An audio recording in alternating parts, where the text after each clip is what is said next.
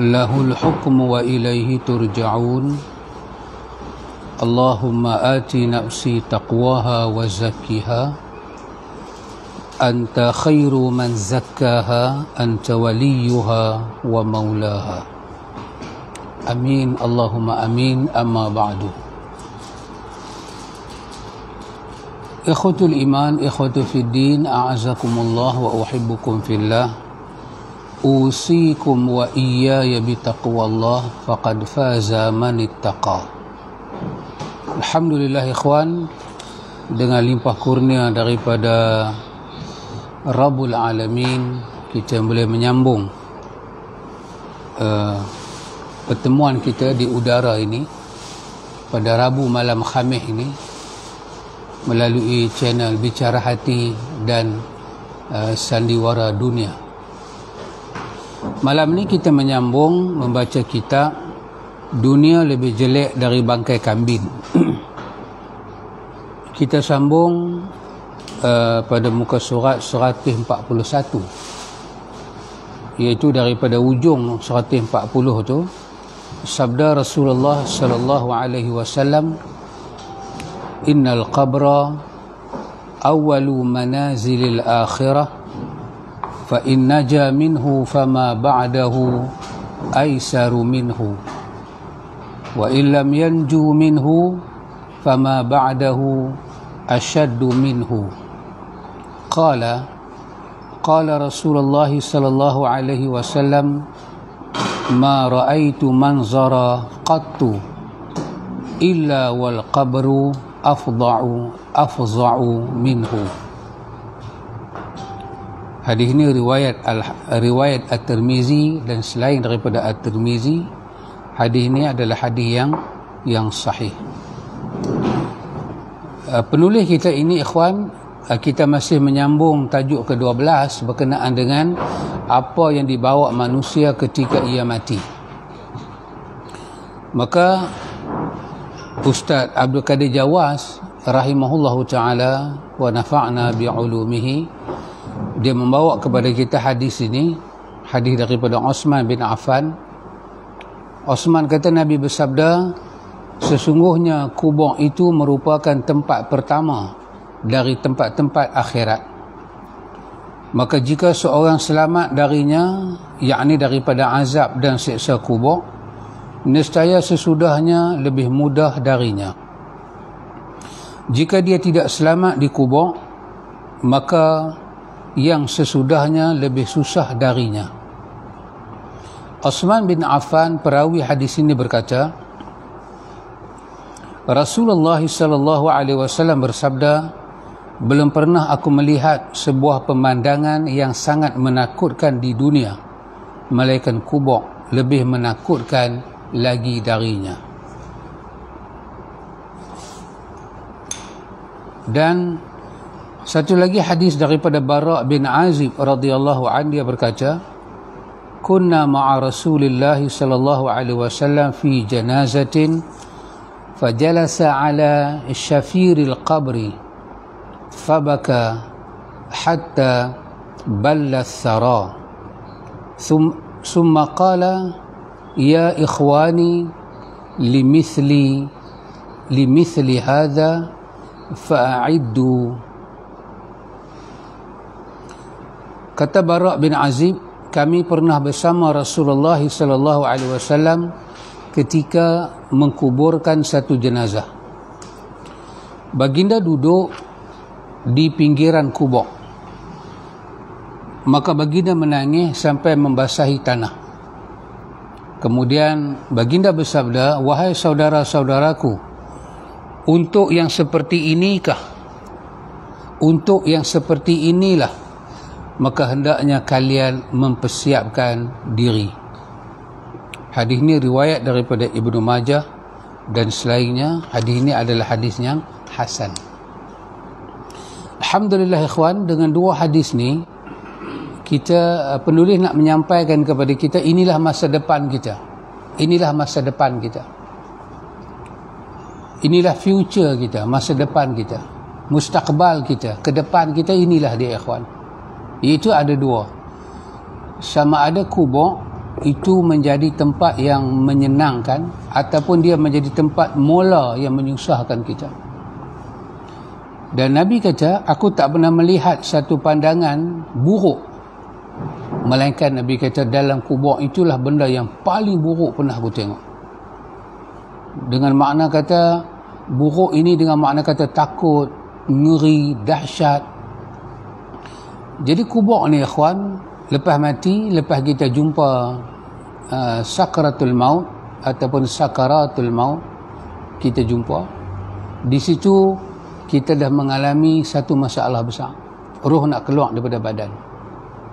Masa tu harta, anak-anak semua tak ada guna dah. Yang bergunanya ialah kalau kita boleh sebut la ilaha illallah. Lepas tu kita masuk kubur. Bila masuk kubur, semua tak berguna lagi. Melainkan yang bergunanya ialah pengetahuan kita, keimanan kita kepada Allah, kepada Islam dan kepada Nabi kita Muhammad yang diutuskan. Dan itulah yang akan dijadikan bahan soalan dalam kubur.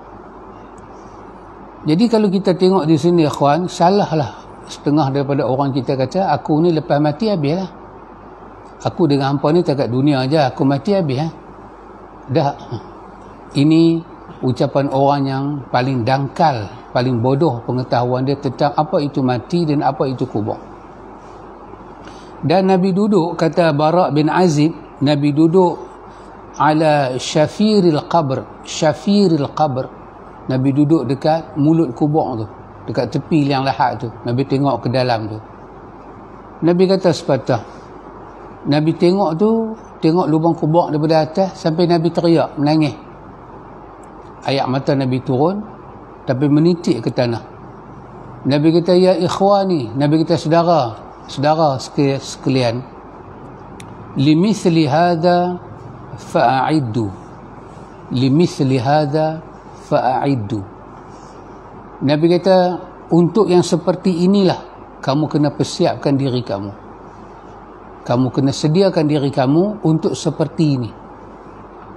Duduk daripada atas tengok ke lubang kubur. Nabi kata, untuk inilah kita kena persiapkan diri kita. Salah seorang ulama salaf menulis surat kepada saudaranya. Di suratnya dia berkata, saudaraku, bayanganmu adalah engkau bermukim padahal engkau terus menerus berjalan. Engkau dituntun dengan penuntunan yang cepat. Kematian diarahkan kepadamu dan dunia dilipat dari belakangmu. Usiamu yang telah berlalu tidak kembali lagi kepadamu hingga hari dinampakkannya seluruh kesalahan, yakni kiamat, dikembalikan kepadamu. Ini ucapan ulama salaf. Ini disebut oleh Imam Ibn Rajab Hambali dalam kitab dia Jami' al-Ulum wal Hikam. Itu dia sebut benda ni. Ada di kalangan salaf kata macam tu. Fudail bin Iyad rahimahullah berkata kepada seseorang, berapa usiamu? Orang itu menjawab 60 tahun. Fudail bin Iyad berkata, kalau begitu sejak 60 tahun silam kau berjalan kepada Rabbmu dan tidak lama lagi kau tiba kepadanya. Dia berkata, inna lillahi wa inna ilaihi raji'un. Fudail berkata, tahukah engkau penafsiran ucapanmu tadi? Penafsirannya adalah, aku adalah hamba Allah dan aku kembali padanya. Barang siapa yang mengetahui bahawa dia hamba Allah dan dia kembali padanya, hendaklah dia mengetahui bahawa dirinya akan dihisap pada hari kiamat. Barang siapa mengetahui dirinya akan dihisap pada hari kiamat, hendaklah dia mengetahui bahawa dia akan ditanya. Barang siapa mengetahui bahawa dirinya akan ditanya, hendaklah dia menyiapkan jawapan pertanyaannya. Dia berkata kepada Fudail, bagaimana caranya? Fudail berkata, sederhana sekali. Dia berkata, apa itu? Fudail berkata, engkau perbaiki umur yang masih ada, nescaya dosa-dosamu yang telah lalu diampuni. Kerana jika engkau berbuat salah di sisa usia, maka engkau diseksa kerana dosa-dosa yang lalu dan dosa-dosa sekarang. Ini juga disebut oleh Ibnu Rajab dan oleh Abu Nuaim Asfahani dalam kitabnya. Ikhwan, inilah kematian dan inilah kehidupan. Jadi cerita Fudail bin Iyad ni ikhwan, inilah cerita yang kalau kita kata happy birthday, inilah cerita dia. Pada hari kita sambut happy birthday itu, kita kena ingat cerita Fudail bin Iyad dengan orang ini. Kita biasanya happy birthday potong kek, lepas tu kita menunggu hadiah. Kita terlupa. Fudail bin Iyad tanya, berapa banyak umur hang? Pasal tu orang Arab, dia kalau cakap, dia ada dua perkataan. Satu dia kata kam umruka, maknanya dia tanya umur hang berapa. Tapi kalau yang ni dia kata kam umruka, yang ni bermakna tanya macam kita ni lah, tanya biasa-biasa ni. Tapi kalau dia itu Arab, dia pakai bahasa betul, dia tak kata kam umruka, dia kata kam madha min umrika, kam madha min umrika. Dia tambah perkataan madha, kam madha min umrika. Ini yang betul. Tapi kalau kam umruka ni bahasa kita lah, bahasa kampung cakap. Tapi kam madha min umrika itu adalah bahasa fusaha, bahasa yang tepat. Kalau kam umruka, umur berapa? Dia tu jawablah situn ke berapa, dia jawablah 60 ke berapa puluh. Tapi tak ada makna apalah, saja tanya umur orang. Tapi kalau dia kata kam madha min umrika, bermakna berapa lamakah hang telah berjalan dalam hidup ini dan Allah telah beri pada hang umur. Ayat ni akan buat ayat mata dia berkaca, seperti mana soalan Fudail bin Iyad kepada orang ini. Kam madha min umrik, berapa lama dah telah hang berjalan, hang telah pakai, telah berlalu daripada umur hang? Dia jawab 60.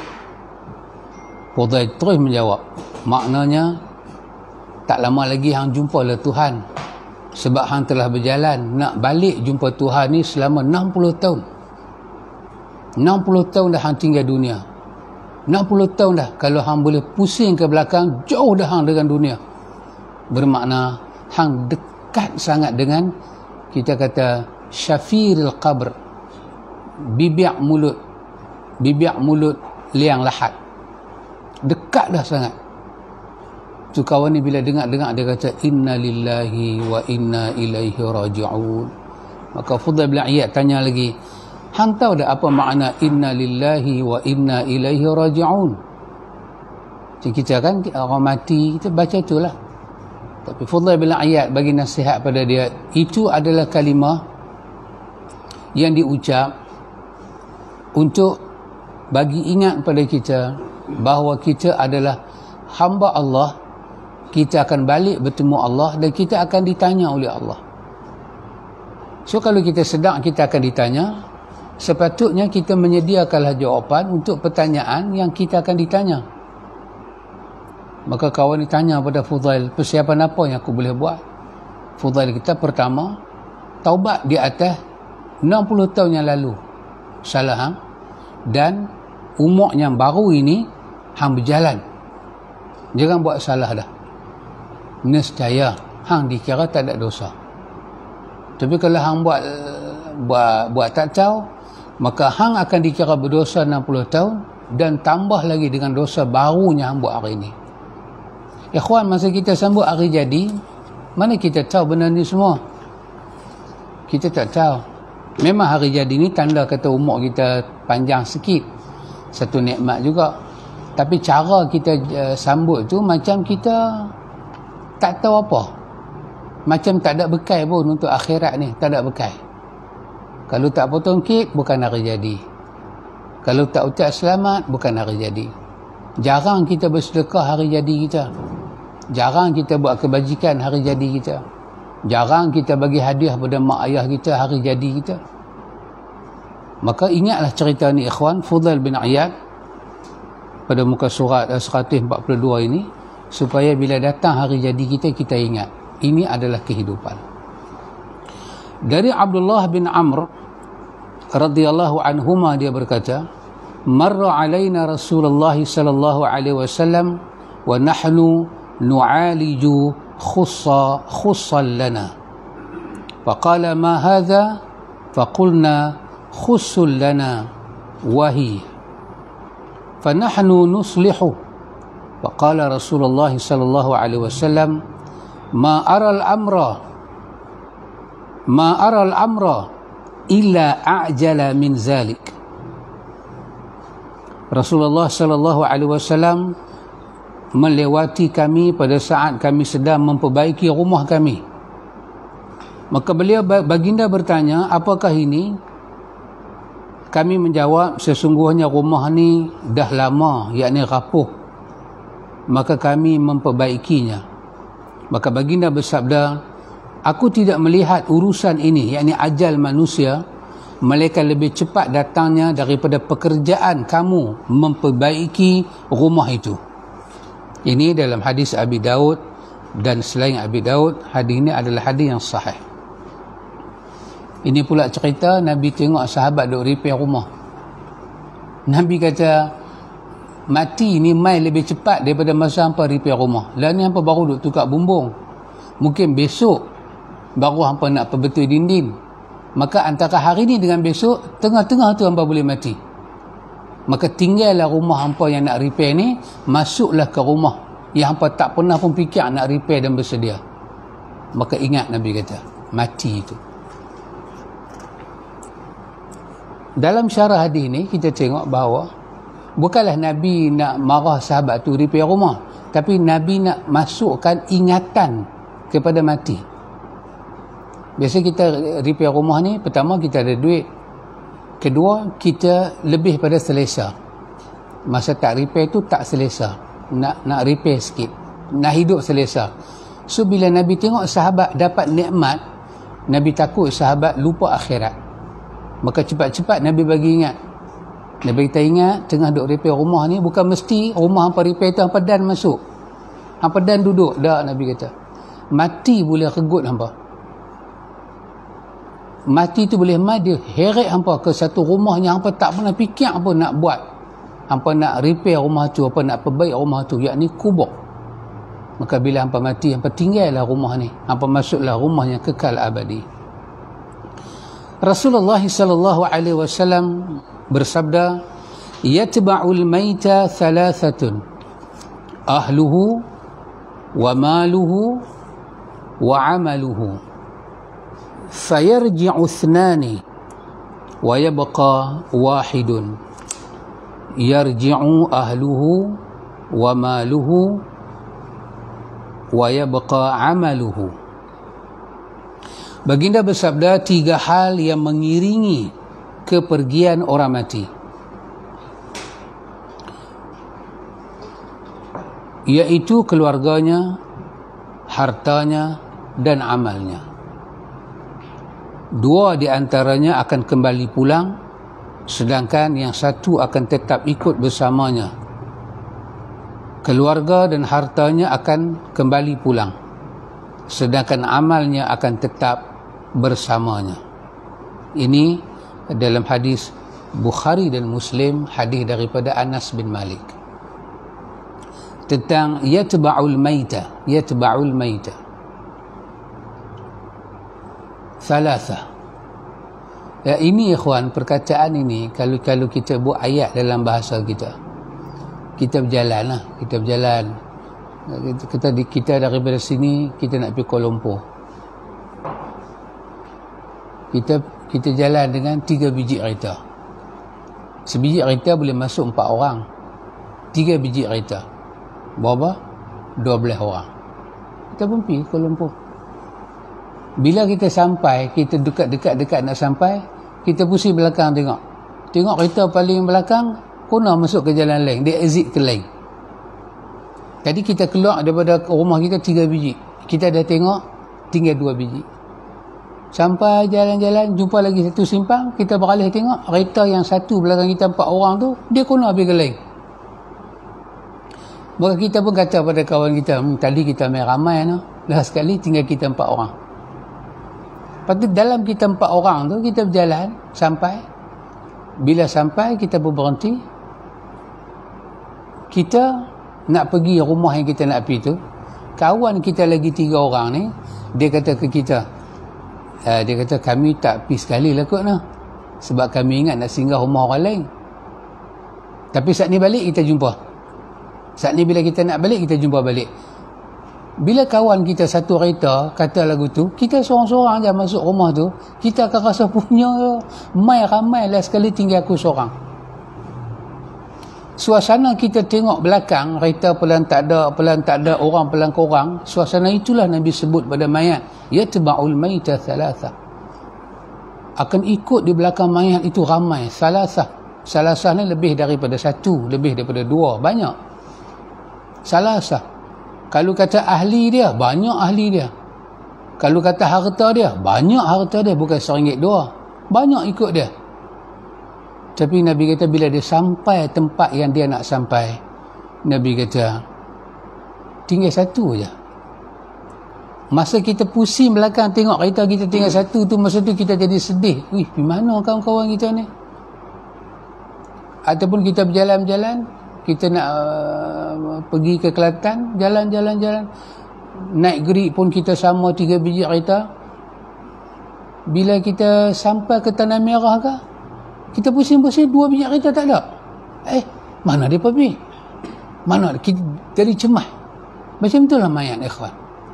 Dia Tuhan akan perlihat pada dia harta dia, usaha dia, apa sahaja yang dia ada. Allah akan bagi dia tengok, ikut dia. Dan dia boleh tengok di belakang. Dia pun dia semua ikut dia. Keluarga dia sebanyak mana ikut. Harta dia sebanyak mana ikut. Dan dia boleh tengok juga amalan dia. Dan dia akan tengok satu benda yang sangat menyedihkan mata dia. Fayarji'u thnani. Allah bagi mata dia tengok 2 benda itu akan balik tinggal dia. Bayabqa wa yabqa wahid. Yang sama dengan dia, kekal dengan dia 1. Dia akan tengok yarji'u ahluhu wa maluhu. Dia akan tengok keluarga dia, harta dia balik. Dia akan tengok pemandangan yang sangat sedih dan menakutkan. Dan dia akan tengok amal dia kekal. Bila dia tengok amal dia kekal, lagi satu masalah. Sebab dia tahu dia beramal apa, baik ke buruk. Kalau dia beramal baik, dia pula tahu sikit ke banyak. Kalau dia beramal banyak, dia tahu ikut Nabi ke tak. Kalau dia ikut Nabi, dia pun tahu ikhlas ke tak. Maka banyak mana amal dia nak tinggal. Itulah ikhwan yang menyebabkan dia akan menangis terisak-isak. Menangis dia terisak-isak. Yang ni ikhwan, yang ni yang Allah Subhanahu wa taala rakamkan di dalam Al-Quran, dalam surah Al-An'am. Allah rakam 2 tempat. Dalam surah Al-An'am 1, dalam surah Al-Kahfi 1. Dalam surah Al-An'am pada ayat 94, Allah rakamkan yang ni. Allah kata, وَلَقَدْ جِئْتُمُونَا فُرَادًا كَمَا خَلَقْنَاكُمْ أَوَّلَ مَرَّةٍ وَتَرَكْتُمْ مَا خَوَّلْنَاكُمْ وَرَاءَ ظُهُورِكُمْ وَمَا نَرَى شُفَعَاءَكُمْ الَّذِينَ زَعَمْتُمْ أَنَّهُمْ فِيكُمْ شُرَكَاءُ لَقَدْ تَقَطَّعَ بَيْنَكُمْ وَضَلَّ عَنْكُمْ مَا كُنْتُمْ تَزْعُمُونَ. Allah kata sungguh, walaqad, sungguh kata Allah, ji'tumuna, kamu pasti balik jumpa kami, furada, sebatang kara. Sebatang kara. So, sebatang kara ni macam mana? Macam hadis ni sebut, kita akan balik dengan amal kita, sebatang kara lah kita. Macam mana? kama khalaqnakum awwala marratin, seperti mana kami cipta kamu awal-awal hak mula dulu. Tentulah kamu balik. Masa balik macam mana? Wa taraktum ma khawwalnakum wara'a zuhurikum, kamu akan tinggal di belakang kamu semua yang ada atas dunia. Tinggal macam mana? Keluarga, harta benda, balik. Maka dalam kubur tu jadi apa? Kita seorang-seorang. Khawwalnakum wara'a zuhurikum, kamu tinggal semua itu zuhurikum. Zuhur itu bermakna dunia, di belakang kamu. Kamu tinggal dari di dunia, tak masuk dalam kubur. Masa tu kata Allah kata, menyebabkan mayat tu menangis. Kalau akhirat, nangis dia. Allah kata, wa ma nara syufa'akum alladzina za'amtum annahum fikum syuraka'u. Allah kata, aku tak tengok pun satu benda yang masa kamu duduk dalam dunia, yang kamu puja, kamu sembah, yang sekarang ini dia boleh tolong kamu. Allah kata, mana? Yang kamu jadikan sekutu selain daripada Allah, kamu ingat dia, kamu lupa Allah, kamu taat dia, kamu derhaka Allah. Allah kata, manara, aku tak tengok pun syufa'akum,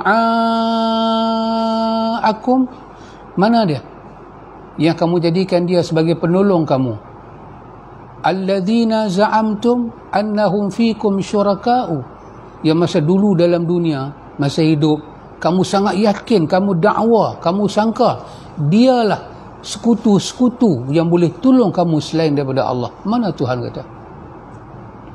Allah kata, laqad taqatta'a bainakum, hari ini kata Allah, sungguh telah putuslah antara kamu dengan dia. Wa dhalla ankum, dan kamu hilang segala-galanya. Apa yang kamu hilang? Kamu hilang ma kuntum taz'umun, apa yang selama ni kamu duga masa kamu hidup. Kamu rasa dengan mati itu habis, tutup buku, selamat dah, habis. Dugaan kamu itu telah terputus. Mati bukan macam tu. Kalau dalam surah Al-Kahfi pada ayat 48 tu, Allah guna perkataan yang sama juga. Tapi Allah guna sikit. Allah kata, wa'uridu ala rabbika saffa laqad ji'tumuna furada kama khalaqnakum awwala marratin bal za'amtum allan naj'ala lakum maw'ida. Allah katakan, wa'uridu ala rabbika saffa,